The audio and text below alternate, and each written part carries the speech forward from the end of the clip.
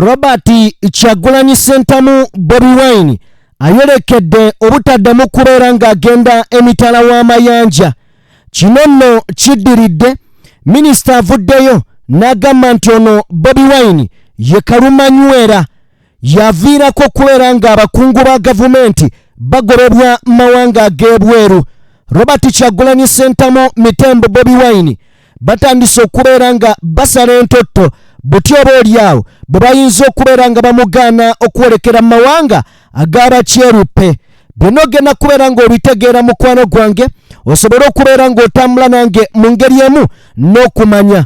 Minisita Okello Oryem avuddeyo n'agamba nti n'abawagizi ba NUP bano buli we beekalakaasa tewabeerawo mirembe, ne bwe beekalakaasiza ebweru bano tebeekalakaasangako bya mirembe. Buli we beekalakaasa babeera beekalakaasa bintu bya kwonoona buwonoonyi. Jjukira waliwo okwekalakaasa okwaliwo okwagobeza ambasada wa Uganda mu ggwanga erya Canada. Bonna aboogeddeko bataddewo okunoonyereza okw'enjawulo ku ambasada owa wano mu UAE ku bigambibwa nti nno abadde akozesa ssente y'omuwoomusolo yagenda n'atikka ebyuma ebya zaala okubijja munda mu ggwanga erya Russia, bw'atyo n'abiyingiza wano n'abiyingiza butereevu nnyo mu embase ya Uganda wano esangibwa mu UAE. Kale nno bamuzizzaako ebbali. Byonna ogenda kubeera ng'obitegeera. Weekuumire ku mukutu guno, linda olabe ebyempuna ebivudde mu kkooti.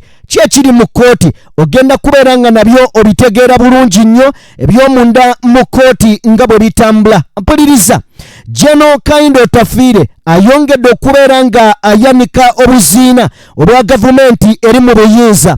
Bw'avuddeyo n'ategeeza nti no paalamenti ekyo kyegenda okukola kiri nnyo kikyamu era tekigwanidde yadde n'akatono. General Kayindo Otafiire ayongedde okubeera ng'atabukira bakama be. Jjukira emirundi mingi azze avaayo ng'abawakanya mu bintu eby'enjawulo. Ne paalamenti okulonda pulezidenti, General Kayindo Otafiire yabagamba ekyo kikafuuwe. Ku ky'okukwata Robert Kyagulanyi Ssentamu, General Kayindo Otafiire yagamba eyo nsobi gye mukola gye mutategeera. Baganda bange mbaanirizaako buli omu gy'osinziira okubeera ng'otugoberera abali mu bitundu by'ensi eby'enjawulo. Omukutu oli ku DPTV Uganda and of course yenze Sajime atuddeho okubeera nga mbatuusaako ebintu eby'enjawulo.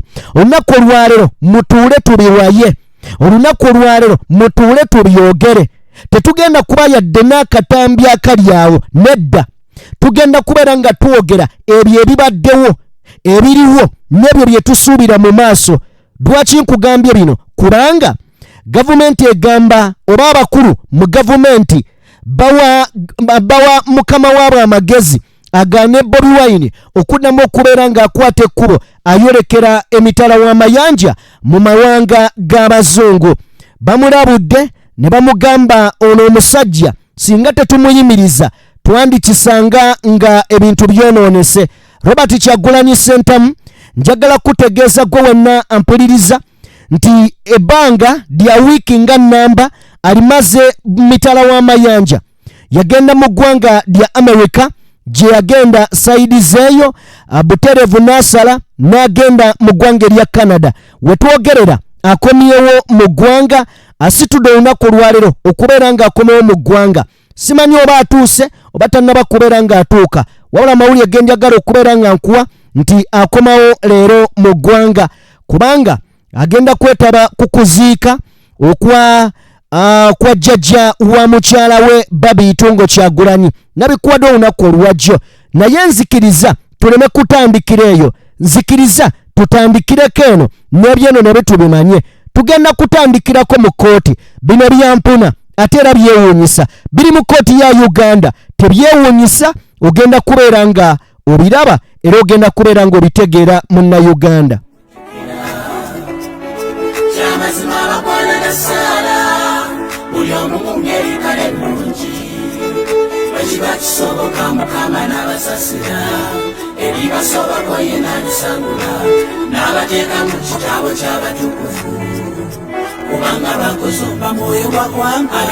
Ntandikiddeko munda mu kkooti. Mpuliriza, waliwo omusango ogugenda maaso awo ekifaananyi kyolaba ekiri ku screen awo oba akatambi kooli mu kulaba kamulamuzi wa kooti enkulu wano mu kibuga Kampala amanyiddwa nga Isaac Muwata avuddeyo n'ategeeza nti tebagenda kuwulira musango gwa mukyala amanyiddwa nga omusango gw'omukyala amanyiddwa nga More Katanga era ng'ensonga gy'awadde nti intaneti teriiko. Omukyala ono More amanyiddwa nga More Katanga taleeteddwa mu kooti olunaku olwaleero era nga bagamba babadde bagenda muwozesa nga basinziira ng'ali luzira bano nga bali mu kooti.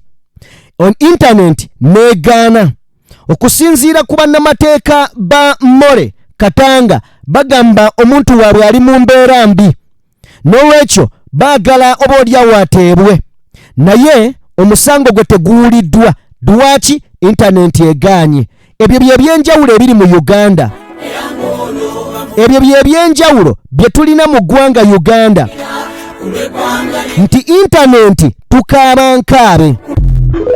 Ab'obuyinza mu ggwanga Uganda ebintu ebimu babitwala nga bya muzannyo na lubalaato nti bwe bagamba intaneti kintu kikulu ensi kwetambulira balowooza bya bufuzi, balowooza ku bwana bwa Nuupu kubeera ng'obubasabula, tebalowooza ku birungi ebyo oba olyawo ebireetebwa intaneti.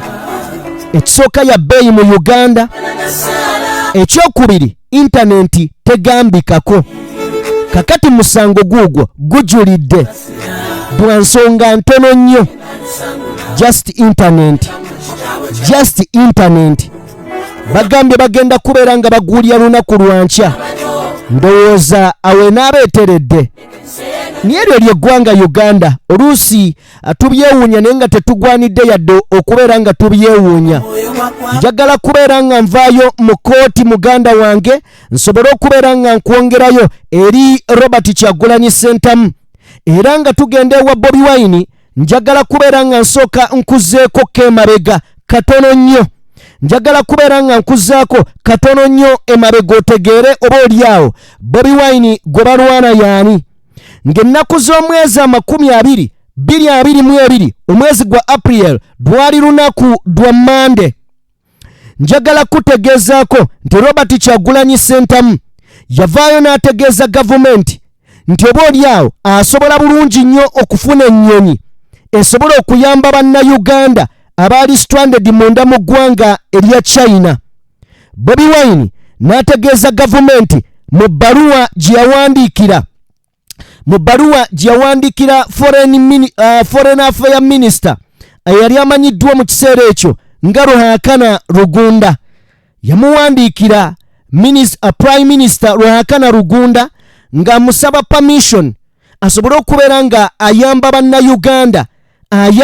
bannayuganda abaali bakunukkiriza oba olyawo mu 19 okuva mu ggwanga erya China gye baali bakonkomalidde ng'ekirwadde kya lunuunamawuggwe oba COVID kiri eyo kibagoyezeeyo.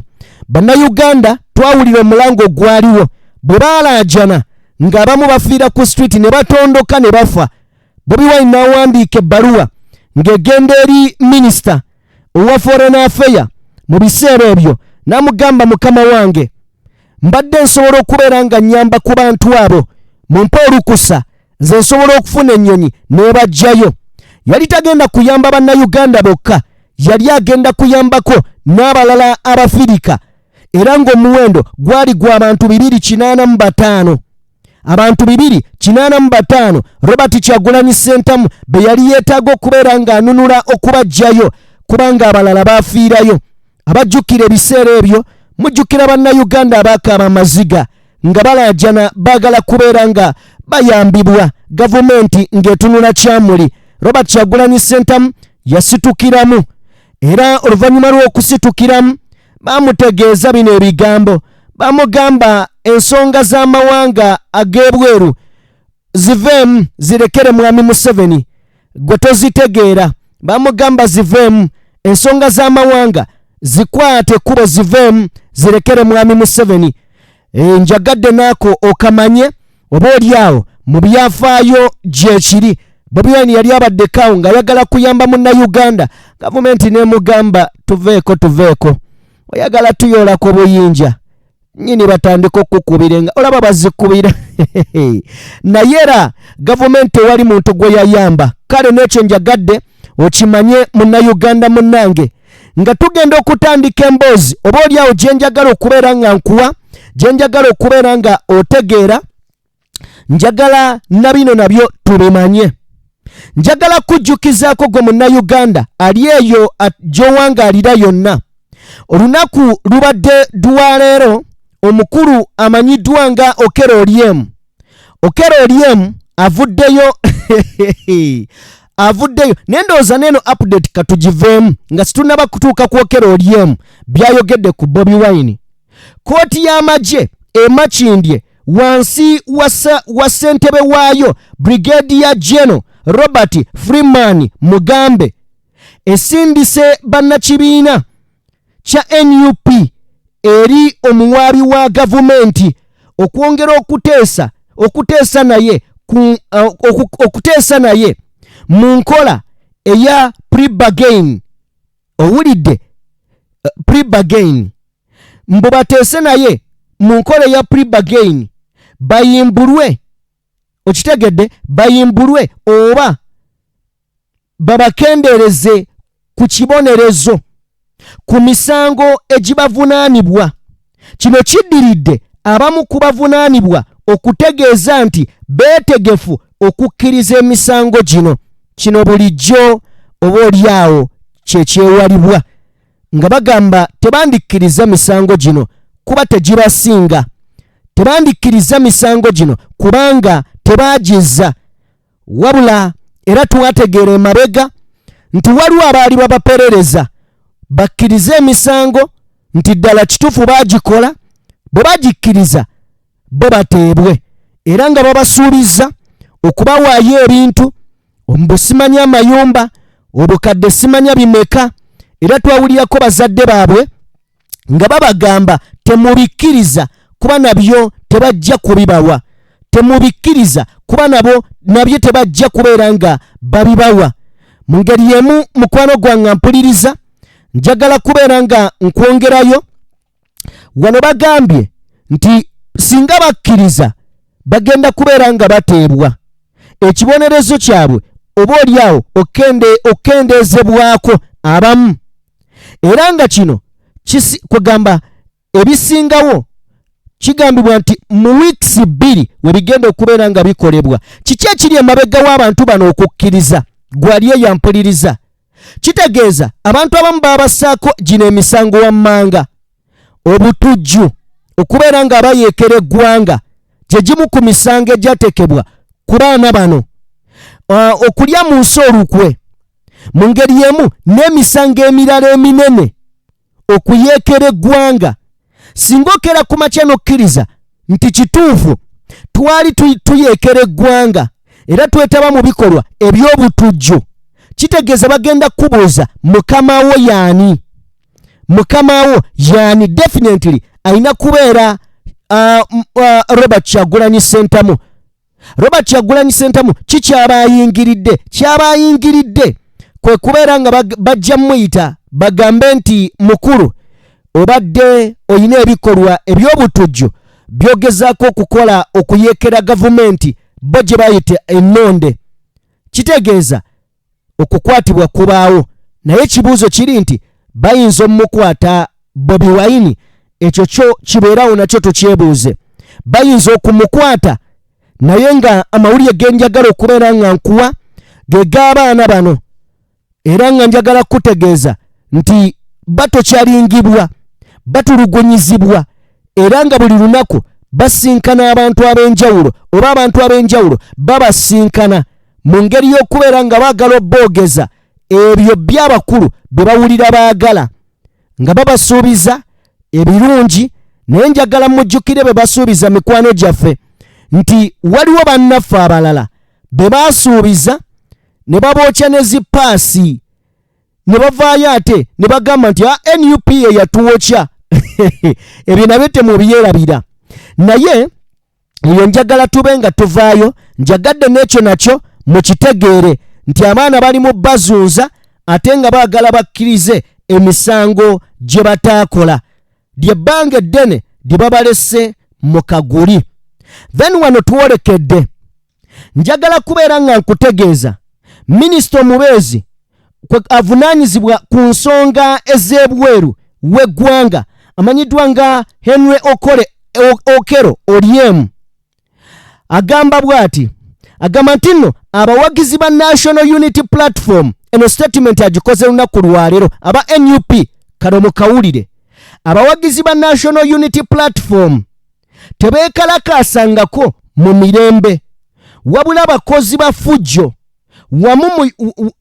bakozi ba fujjo wano mu Uganda n'ebweru. Kitegeeza buli omuvaayo okwekalakaasa muba muzze kukola fujjo, temubeera na nsonga lwaki muzze okwekalakaasa. Omukulu kyagezaako ndowooza okutegeeza nti bwe muvaayo wano ne mugamba ebbeeyi y'ebintu erinnye eryo fujjo, bannange omusolo muyitirivu ku bintu eryo fujjo.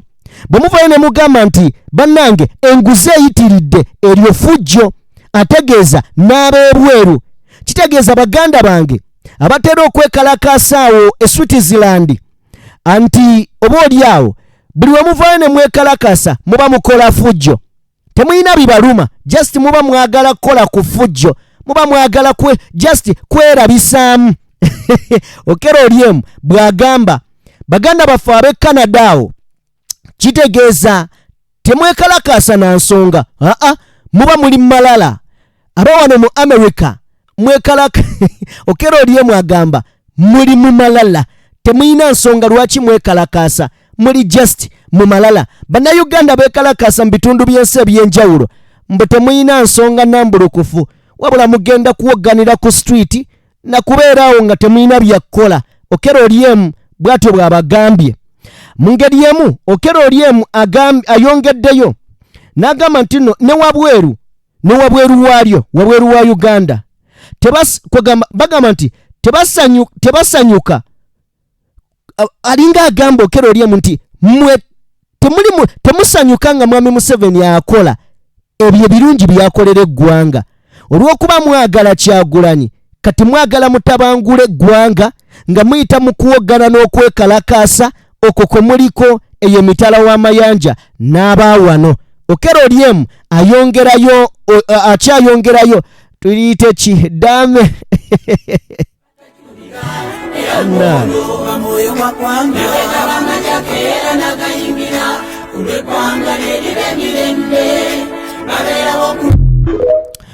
mu ngeri yemu Okello Oryem ayongeddeyo wano n'atugamba bw'ati nti bano tebasanyuka kusiima nti beekalakaasa, mbu beekalakaasa mu mirembe nedda.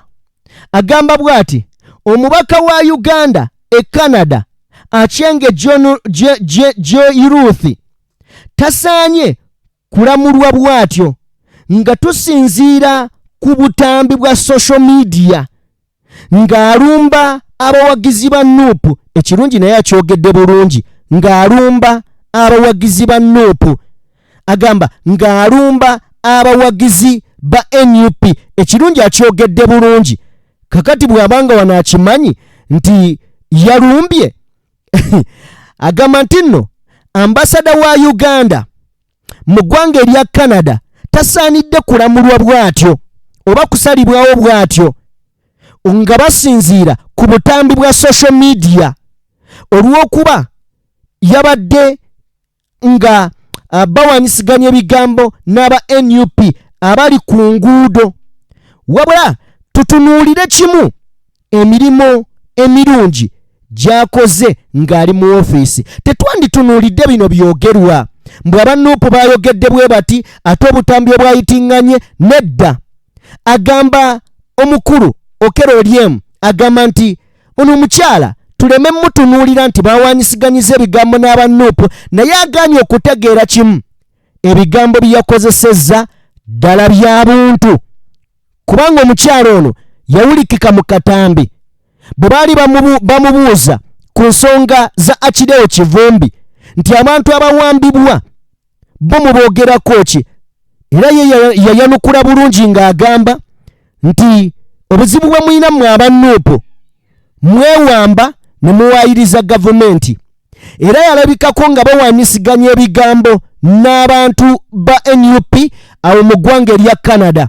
Kakati omukulu agamba bw'ati, agamba nti nno twandibadde tetumujajinga nga tutunuulira ebyo, nedda twandibadde tumujajinga okusinziira ku mirimu emirungi gy'akoledde eggwanga, egyo gy'akoze ng'ali mu woofiisi eyo gye twandibadde tutunuulira kubanga gye mikulu. Omukulu ye bw'atyo bw'atugamba, agamba emirimu emirungi omukyalo ono gy'akoze, naye yeerabidde nti enkolagana y'amawanga n'ebimu omuntu by'olina okubeera ng'okola oba weewala ng'oli ambasada mu ggwanga eryo, ono ye yayitawo yayambala engoye z'ekibiina kye ye kyawulira ayagala, n'ajja ku street ambasada n'atandika okuwanyisiganya n'ebigambo, ate n'abantu be yajja okubeera ng'akiikirira. Bw'obeera ambasada obeera pulezidenti yajjudde, ambasada obeera pulezidenti ajjudde obulungi mu nsi gy'obeera oli, nti gw'okiikirira pulezidenti w'eggwanga gy'ova. Tugeze Joy Ruth Acheng mu ggwanga erya Canada aba pulezidenti ajjudde, wabula kye yeerabira ono omukazi kimu, nti okubeera ng'obeera pulezidenti ajjudde kituufu, naye ye kye yeerabira kiri kimu, nti obwa pulezidenti mu nsi eyo bukoma ku embase w'oli. Kasita ofuluma embase oba tokyali ekyo, kasita ofuluma embase bw'oti n'otandika okukola activities eza bulijjo oba tokyali. Kakati ono yateekamu engoye ze eza kino ekibiina simanya biki, n'akwata ekkubo n'atandika okubeera ng'ajja ku street awaanyisiganya ebigambo ne bannayuganda. Banno nga beefiirayo bakandanga kumugamba, twetaaga obuweereza obwawamu, twetaaga mube nga muweereza bannayuganda bonna. Ono nga tabiwulira. Aliwo kagondi akatambula baga babiwulira, kakati ye nga tabiwulira, ne mu butabiwulira ebyavuddemu byebyo. Bobi Wine buli wakwata ekkubo n'afuluma eggwanga, believe me or not, waliwo abayoyoma, waliwo abakaaba. Kale nno omukulu we yasinziidde n'agamba nti ono omwana yeetaaga kubeera nga agobwa ebweru w'eggwanga, gye tunaakoma okubeera wano nga tumuleka agenda kutufuukira akayinja mu ngatto, tugenda kubeera nga tubituukamu. Mu ngeri emu omukulu amanyiddwa nga Okello Oryem takomyawo, ayongedde nako. Biki byayongeddeko? Ayongeddeyo ng'atunnyonnyola era ku ambasada wa Uganda mu ggwanga erya UAE wali gwe baakutte ku nkoona. Omukulu ono agamba bw'ati, minisita omubeezi avunaanyizibwa ku nsonga z'ebweru w'eggwanga Henry Okello Oryem akakasizza ekyokulagira omubaka wa Uganda mu ggwanga lya United Arab Emirates UAE ambasada Henry Mayega okusookaddeko ebbali nga bwe bamunoonyerezaako ku bigambibwa nti ono yagula ebyuma ebya zzaala ne bitikkibwa okuva mu ggwanga erya Russia, ne bitikkibwa okuva mu ggwanga erya Russia, bwe bityo ne bireetebwa ku embase ya Uganda mu UAE. Ebintu bino eby'omugaso agamba nti nno byateekebwa ku kitebe ekya Uganda ne bifuukira ddala omulimo, era gwo ne bagufuula omulimo, ne baggulawo kasino mu bumpimpi, ne baggulawo kasino. Kakati omukulu ono baamuzizza ebbali ne bamugamba kwata ekkubo odde ebbali tugira tukunoonyerezaako, bwe tunaazuula nti si bituufu ng'olyoka odda mu woofiisi. Naye bamugobye, ye bamwanguyiriza, bamuwa essaawa 48 ne bamugamba tetukulaba, saawula embaliga ng'ozijja mu UAE. Vaayo so bwe bityo bwe biri mukwano gwange, ensonga bwe zityo bwe ziri munnayuganda ampuliriza. Minisita nno leero abadde nnyo mu mawulire, minisita w'ensonga z'ebweru w'eggwanga abadde nnyo mu mawulire olunaku olwaleero, naye leero byazze nabyo byonna bikanga bikanga.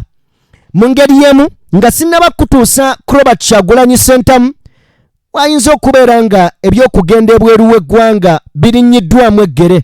Nzikiriza nsooke nkutwala ewa General Kayindo Tafiire, ebiriyo nabyo oba oli awo byewuunyisa. General Kayindo Tafiire y'omu ku basajja abajja ne Mwami Museveni ebbanga lyonna aweereza mu gavumenti.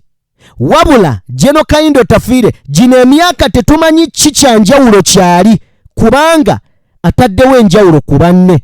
Oyinza okumbuuza Sajjime njawulo ki Kayindo Tafiire gy'ataddewo? Njagala osiriikirire owulirize bye nkuleetedde. Njagala kujjukizaako mukwano gwange nti General Kayindo Tafiire y'omu eyavaayo n'agamba abapoliisi n'ab'ebyokwerinda beesonyiwe Robert Kyagulanyi Ssentamu, era n'abagamba nti mujja tuzaalira ebizibu. Era n'ayogera mazima n'agamba nze bino ebya multi-party system nali sibyagala, neke mwabisaako omukono bitandika okukola, muteekeddwa okubiwa ekitiibwa. Muteekeddwa okubeera nga abakulembeze ab'oludda oluvuganya mubawa ekitiibwa.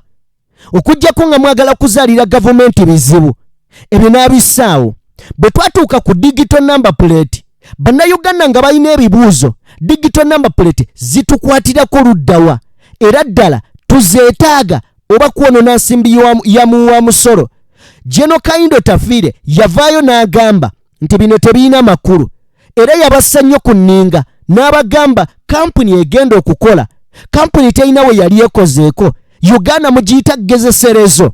General Kayindo Tafiire Mwami Museveni n'amuyita mu State House, ebyayogerwa tetumanyi. Twaddamu okulaba ng'omukulu ani bamuyita ani Jim Muwezi ng'agenze digital number plate zituuse. Wayita emyezi gyalinga 6 basindika officials mu ggwanga erya Russia okuzuula ddala kituufu ntuufu basanga kampuni terina na muntu gwe yali ekoleddeyo. General Kayindo Tafiire bwe kyatuuka ku biragalalagala okuli enjaga n'amayirungi, nga abakulu bagamba amayirungi gano gakwate ekkubo gawerebwe mu ggwanga, kyokka ate enjaga mu ggwanga mweri. General Kayindo Tafiire n'agamba lwaki munyigiriza ab'amayirungi ate ne muleka ab'enjaga? Omwenge gwanga tugunywa, lwaki bo temubateekako amateeka? General Kayindo Tafiire azze ayimirira. Bwe kyatuuka ku Parliament okulonda pulezidenti w'eggwanga, General Kayindo Tafiire ye kennyini n'avaayo n'ebigambo bye nakusomera n'agamba bw'ati. N'agamba nti Parliament teteekeddwa kubeera nga yegenda okulonda pulezidenti. Lwaki? Kubanga bwe twali ffe tulwana mu nsiko twalwanirira kye bayita dimokirase. Dimokirase buli muntu okubeera nga yeeyogerera, ayina eddembe okwesalirawo. Eggwanga ne tuliwo omukisa ogw'okubeera nga lironda buli luvannyuma lwa myaka 5. Bwe tumala okulonda, oyo awezezza ebitundu 51 ku buli 100 y'aba awangudde era y'aba agenda okukulembera eggwanga. Era ng'agamba tetwali basiru okuteekawo ekyo nti omuntu alina okuwangula ku bitundu 51. Kayindo Tafiire azenga kwegamba alaga nti ye ne bakama be balina obutakkaanya. General Kayindo Tafiire y'omu njagala kubeera nga nkujjukiza era nkutegeeza nti yavaayo.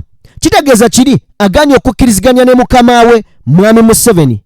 General Kayindo Tafiire agamba bannayuganda balina okubeera n'eddembe lyabwe, bannayuganda balina okubeera nga beekolera, beerowooleza era beesalirawo kwani alina obbafuga. General Kayindo Tafiire y'omu ku bantu abasimbidde Mwami Museveni ekkuuli okuleeta mutabani we Muhoozi Kainerugaba okujja okufuga eggwanga. Agamba nti talina buzibu na Mwami Muhoozi, nedda, obuzibu abulina na Museveni engeri gy'ayagala okuleetamu mutabani we. Agamba nti lino ggwanga eryetongodde erironda abakulembeze, buno si bwa kabaka nti gwe taata bw'onaawulira ng'okooye kale nno tunaakwasaamu omwana. Agamba bannayuganda mubalekere eddembe lyabwe. Muhoozi waba ayagala kwesimbawo ajje nga tatunuulidde bya taata nsindise, oli mukono na nsimbi ya muwa musolo owoza taata nsindise. Njagala kutegeeza Kayindo Tafiire yabigaana. Gye buvuddeko awo Kayindo Tafiire y'omu yagamba bwe yali ku university emu yagamba nti bannayuganda ffe twalwanira democracy twalwana mu myaka gyaffe kakati mmwe ng'abavubuka buvunaanyizibwa bwammwe nammwe okukwata batoni we twagiteeka mukwate eggwanga lyammwe mulifuule kye mwagala buvunaanyizibwa bwammwe okubeera nga nammwe mutambuza struggle yammwe n'okubeera ng'eggwanga mulirabanga ye mwagala libeere buvunaanyizibwa bwammwe n'atujjukiza teyakomawo Kayindo Tafiire n'ajja n'ayogera ku buli bw'enguzi obugenda mu maaso mu paalamenti n'alabula n'agamba nti temukkirizanga munnabyabufuzi yenna politician yenna omukulembeze yenna okujja n'ayimirira mu maaso gammwe n'agamba bagamba nali enguzi naye nagirya nammwe era n'atugamba nti omuntu abba obukadde 10 n'akuwaako emitwalo 10 olwo oba olidde naye n'agamba tetulonda bakulembeze kubeera babbi tetulonda bakulembeze kubeera nga balyake agamba mutunule n'enkaliriza ku kya Muhoozi yayongerako emabega n'agamba nti nno bannayuganda mwegendereze nga mulonda mugenda kuleeta Idi Amin omulala mugenda kuleeta Idi Amin omulala mugenda kuleeta Kijambiya omulala bigambo bya Kayindo Tafiire byonna zaabyogera nga biri ku saidi y'abannayuganda byonna zaabyogera nga biri ku saidi y'abannayuganda yasembyeyo ne kino kye njagala okuwa ekyababaka ba paalamenti okubeera ng'etambula egenda mu bitundu by'eggwanga eby'enjawulo Kayindo Tafiire kikyagamba njagala kubeera nga nkutegeeza Kayindo Tafiire yasinzidde eno n'ayongera okubeera ng'ate ayongera okuwanda Kayindo Tafiire ebigambo yabyogedde watali kubeera ng'asaagamu wabula yagambye ekiba kibe kinanjo kya nkimize nzikiriza tugende mu bigambo bya Kayindo Tafiire nga we yabyogedde.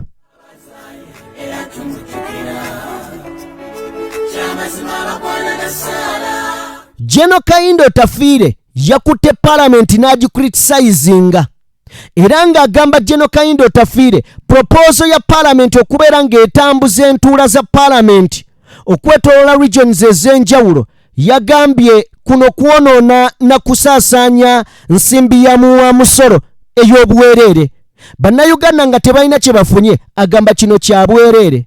The Minister of Internal Affairs omukulu amanyiddwa nga Kayindo Tafiire ng'akiikirira Ruhinda South County ye MP waayo yageze maaso n'okuba ng'ateeka ababaka ba paalamenti ne paalamenti ku nninga ng'abagamba kino ekiteeso ekyokutambuza entuula n'ezo ensimbi ezigenda okubeera nga zisaasaanyizibwa tezirina we ziyambira munnayuganda. Tafiire yagenze maaso n'okuba ng'akola remarks olunaku lwabadde lwa Sunday bwe baabadde ku Thanksgiving Mass eya Reverend Father Vincent Muchunguzi wali ku parish Vincent Muchunguzi the parish priest of Mweshenga Catholic Parish Mushema Municipality gyabadde kugambye yabadde ku Thanksgiving eya omukulu amanyiddwa nga Reverend Father Vincent Muchunguzi omubuulizi Mushanga Catholic Parish wali Mushema District. General Kayindo Tafiire yagambye bw'ati nawulidde nti paalamenti eyagala kubeera ng'etambuza entuula zaayo egende ng'etuuka mu regions ez'enjawulo nga egenda kutandikira ggulu.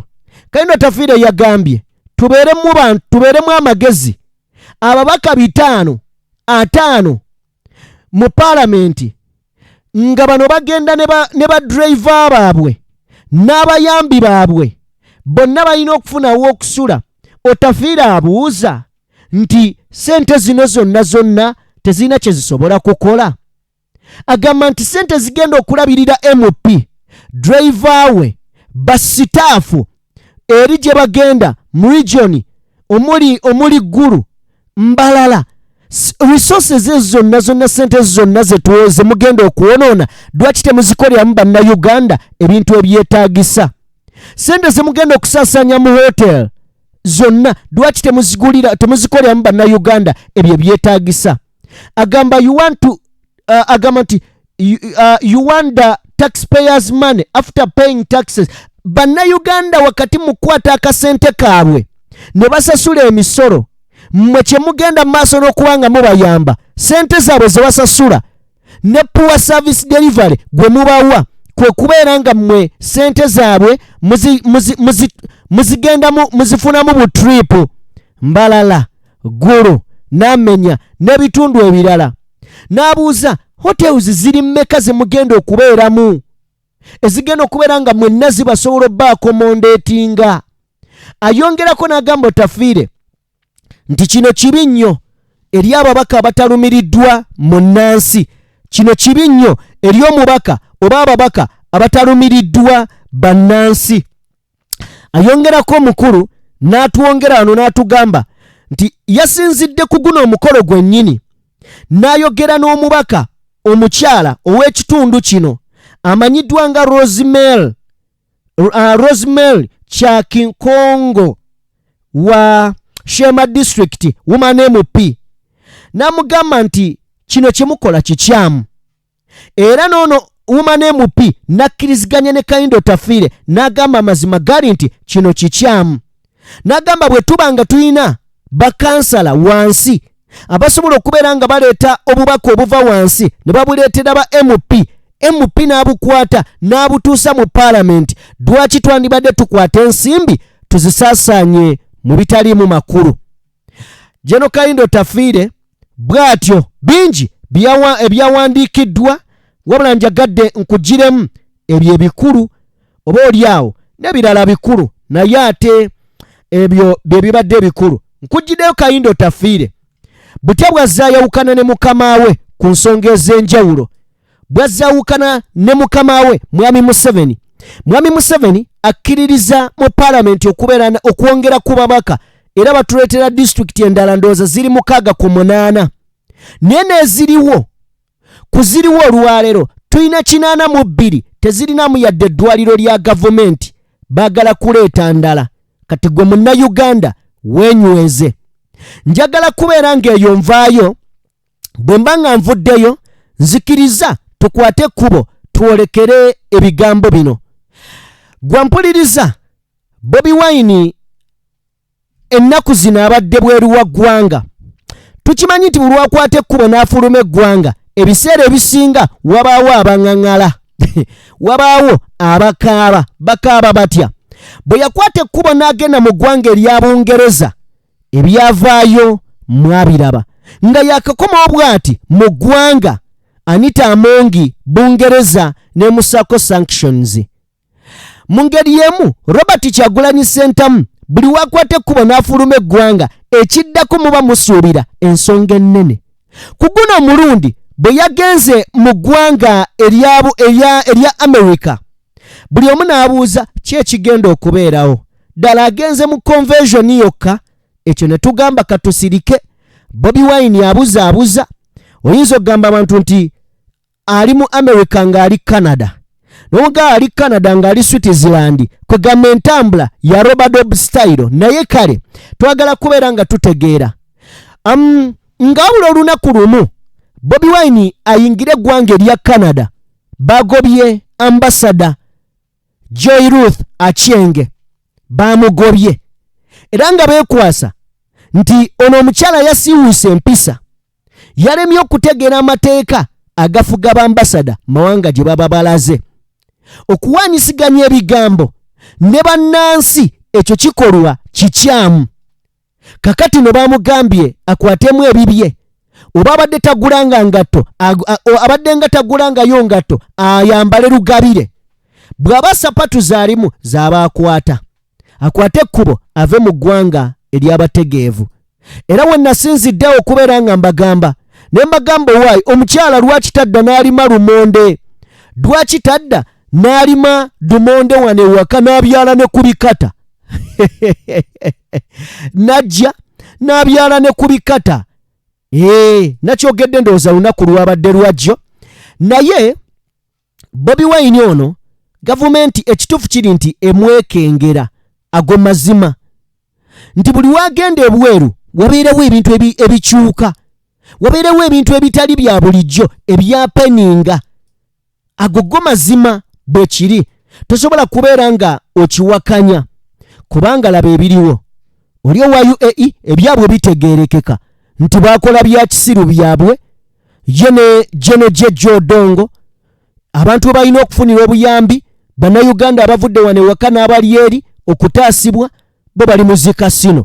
Kale nno kati ekyo kitegeerekeka ekyabwe. Naye ekyono Aceng kirimu ebibuuzo, bagamba kyandibeeramu omukono gw'omusajja ono. Naye nga ye minisita bavaayo bagamba nti Bobi Wine ono asaana ayimirizibwe okubeera nga atambula ogenda emitala w'amayanja. Kuba buli wagenda biba bizibu, buli wagenda problem, buli wagenda wabaawo abakungu abakosebwa. Bwe batateekawo sanctions wabaawo abagobwa. Era ng'ekibuuzo ekiriwo ekikulu mu ddiiro, Bobi Wine abazungu abagamba biki? Biki byabagamba era biki byabanyumiza okutuuka okubeera nga bamuwulira ne bakola ebyo byayagala? Kirumya abakulu omutwe, kirumya ababoosi abafuga eggwanga lino era nga kibakosa ebitagambika. Lwaki Bobi Wine? Lwaki buli watambula ye yaani? Era njagala kujjukiza nti mu kalulu akaggwa kyatwalira gavumenti okubeera ng'eteekawo akakiiko akanoonyereza lwaki abazungu baali involved nnyo mu kalulu ka wano, era lwaki international media zaawa nnyo platform Kyagulanyi Ssentamu nga baagala okumanya ani ali emabega wa Bobi Wine, okutuuka we baazuula ne bagamba tewaaliyo kyamaanyi wabula yawamba social media. Social media ge gabadde amaanyi ge, nti ensi ebadde emugoberera nnyo olw'ensonga abawagizi be basoosowaza nnyo ensonga. Gavumenti n'eryoka ekkakkana. Naye nga gweoba olaba oyo Bobi Wine just ekikoma ku social media, tubeere twogere nga kale bino byakaama golowooza ddala Bobi Wine bikoma ku social media, bino byakaama mulo ddala bikoma ku social media. Omusajja ng'alabika alina engoma ennene. Kyogamba tikyalumbuye muganda wange Uptop Boss oba Umarukiseka, kyogamba be bamutuuza mu Palamenti ya Bungereza e London, oba be bamutwala ne bamutuuza ne delegate y'Abamerika. Ebyo byonna tubyebuuze. Kujja okuddaawo akasajja ng'okatunuulya butunuulizi naye nga kalina engeri gye kabala amapeesa ngako kabakubya mutwe, kalina engoma zaake ennene ezitambuza ensonga. Barenewe owedde byavaayo dda emabegako ne bagamba nti Bobi Wine asaana awerebwe, naye nga tolina weekitandika. Kaakati era bagenze bakikomyawo, omusajja awerebwe, omusajja awerebwe, omusajja awerebwe, omusajja awerebwe. So kali nabo bennyini tebamanyi kituufu kyakukola, naye ye abalimu nga ntunuka ge mazima. Njagala bateera wano, Mukama Katonda abankuumire. Tambula ne Sheikh Ashraf omulombi wa dduwa, abankuumire atakuumira mpeera.